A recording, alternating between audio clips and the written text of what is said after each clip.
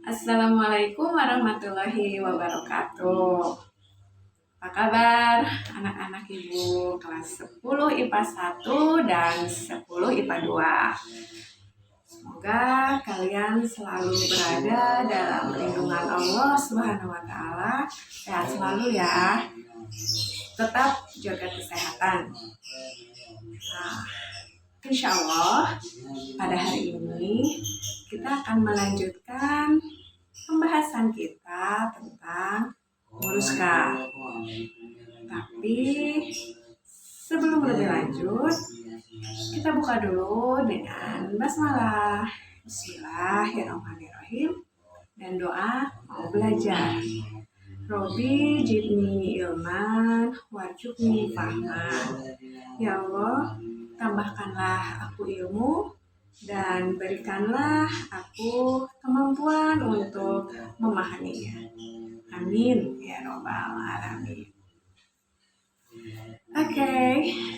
Oh ya, ibu ingatkan lagi sebelum kita mulai materinya, jangan lupa untuk mengisi absen PJJ Biologi hari ini ya melalui Google Form yang sudah ibu share ke kalian masing-masing. Oke, kita akan masuk ke materinya, yaitu moluska. Moluska berasal dari bahasa Latin, yaitu molluscus yang artinya lunak. Ciri-cirinya, moluska itu merupakan hewan tripoblastik selomata, tubuhnya simetri bilateral, umumnya tubuhnya ditutupi oleh cangkang, habitatnya di air laut, tawar, ataupun di daratan, dan memiliki radula atau lidah bergigi. Seperti yang sudah kita pernah bahas sebelumnya, moluska itu ada 5 klasifikasinya, ada 5 kelas, yaitu kelas Amphinera, kelas Gastropoda, Cephalopoda, kelas Bivalvia, dan Scapopoda. 5 kelas pada Amphinera. Bisa dilihat ya. Sini 5 kelas dari moluska. Amphinera itu nama lainnya adalah Polyplacopora, dan Bivalvia nama lainnya adalah Telechipoda. Tapi tetap saja 5 kelas. Kita bahas dari yang pertama ya, yaitu dari kelas Amphinera. Nah, kelas Amphinera ini merupakan moluska yang memiliki cangkang dari zat kapur. Contoh hewannya adalah chiton. Nah, seperti ini ya hewannya.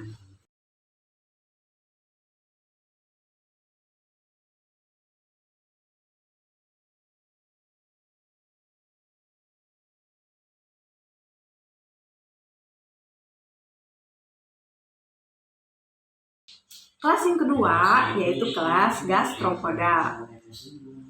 Gastropoda adalah kelompok moluska yang berjalan menggunakan perutnya.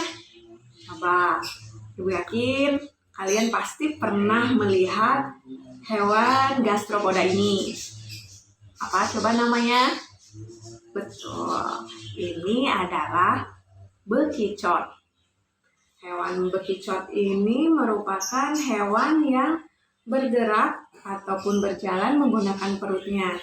Dan biasanya hasil dari jejak dia berjalan itu akan mengeluarkan lendir yang memudahkan dia untuk bergerak. Ini dari kelompok Gastropoda. Yang berikutnya adalah kelompok Cephalopoda, yaitu moluska yang menggunakan kepalanya sebagai alat gerak. Nah, coba siapa yang pernah makan cephalopoda? Wah, enak ya, enak sekali. Ini merupakan makanan berprotein tinggi loh, dan umumnya banyak terdapat di laut. Nah, seperti ini. Ini adalah cumi-cumi.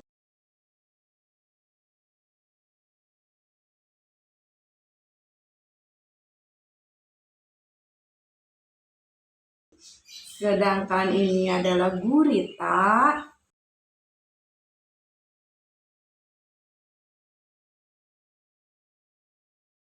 Nah, yang ini sotong. Ini sotong dan yang ini adalah Nautilus.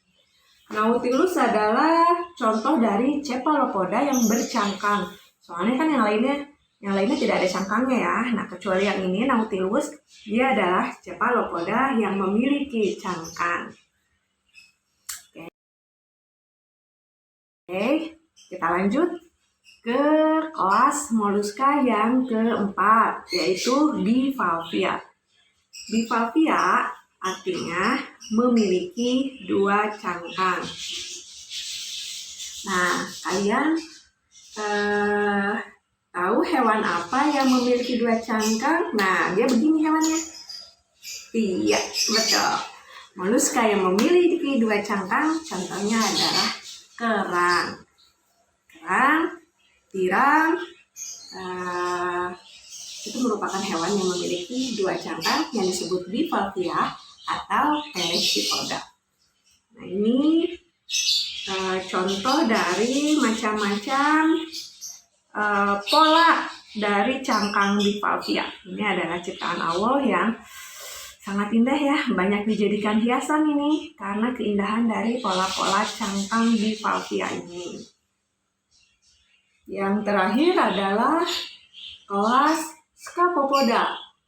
Nah, Scapopoda ini merupakan moluska yang memiliki cangkang yang sangat khas, yaitu cangkang yang berbentuk seperti gading gajah.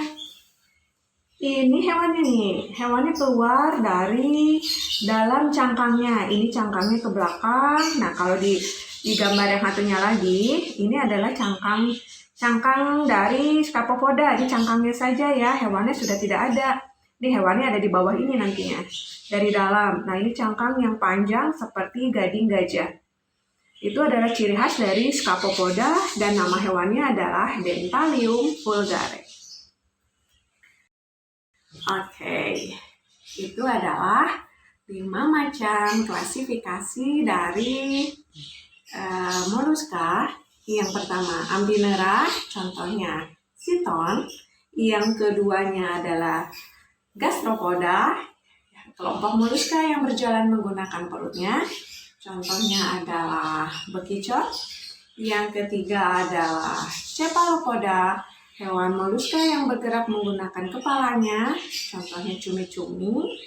Yang keempat, Bivalvia atau Pelecypoda, yaitu moluska yang memiliki dua cangkang. Contohnya adalah kerang. Dan kelas yang kelima adalah Scapopoda, yaitu moluska yang memiliki cangkang seperti gading gajah. Contohnya Dentalium vulgare. Oke, itu klasifikasinya. Sekarang kita akan bahas ke peranan. Karena Allah tidak akan menciptakan sesuatu itu sia-sia.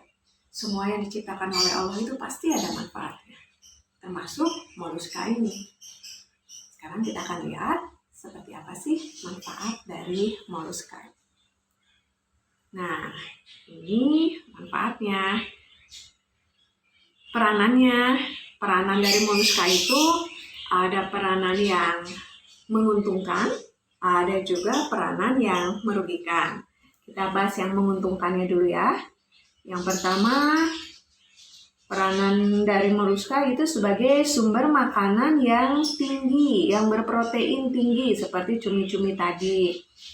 Itu merupakan makanan yang sudah banyak disajikan dalam berbagai variasi rasa dan memiliki cita rasa yang khas dengan harga yang ya relatif lah, mulai dari yang murah sampai yang mahal juga ada ya. Ini sudah termasuk makanan yang favorit yang banyak digemari oleh orang-orang. Yang berikutnya adalah sebagai penghasil mutiara.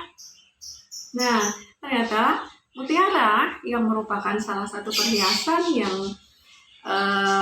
memiliki harga yang cukup mahal, itu ternyata dihasilkan oleh moluska ini, yaitu oleh kerang mutiara ataupun tiram mutiara. Dan yang berikutnya adalah sebagai bahan baku kosmetik. Oke, ternyata moluska bisa digunakan sebagai bahan baku kosmetik. Moluska yang mana yang digunakannya? Ya, Achatina fulica. Ada yang tahu apa itu Achatina fulica? Bekicot. Ternyata air liur bekicot itu bisa digunakan sebagai bahan kosmetik. Bisa membuat kulit menjadi awet muda. Jadi digunakan sebagai bahan baku dalam pembuatan kosmetik. Untuk lendir bekicot atau siput ini sendiri sebenarnya memang sudah pernah ada penelitiannya dan memang sudah terbukti bisa bermanfaat di bidang kecantikan. Yang sudah dipakai adalah jenis perawatan seperti masker atau produk topikal, yaitu produk yang dioleskan ke wajah. Nah, tetapi kita lihat lagi jenis siput apa yang memang telah terbukti bermanfaat di bidang kecantikan. Jenis siput yang sudah diteliti adalah jenis siput Cryptomphalus aspersa atau biasanya kita sebut dengan SCA. Tetapi pada pengambilan lendir ini pun siputnya tidak dibunuh sehingga tidak merusak kehidupan si siput ini. Kegunaan dari si lendir siput ini adalah untuk melembabkan, mengenyalkan kulit, terus juga bisa untuk mengurangi kerutan-kerutan halus dan juga berguna untuk proses penyembuhan luka. Yang keempat, moluska juga dapat digunakan sebagai indikasi pencemaran air. Ini dari kelompok Bivalvia. Nah, kalau ada bivalvia di suatu perairan, berarti kita bisa mengetahui apakah perairan tersebut tercemar atau tidak. Tinggal lihat saja bivalvianya banyak atau sedikit. Yang berikutnya adalah sebagai bahan teraso.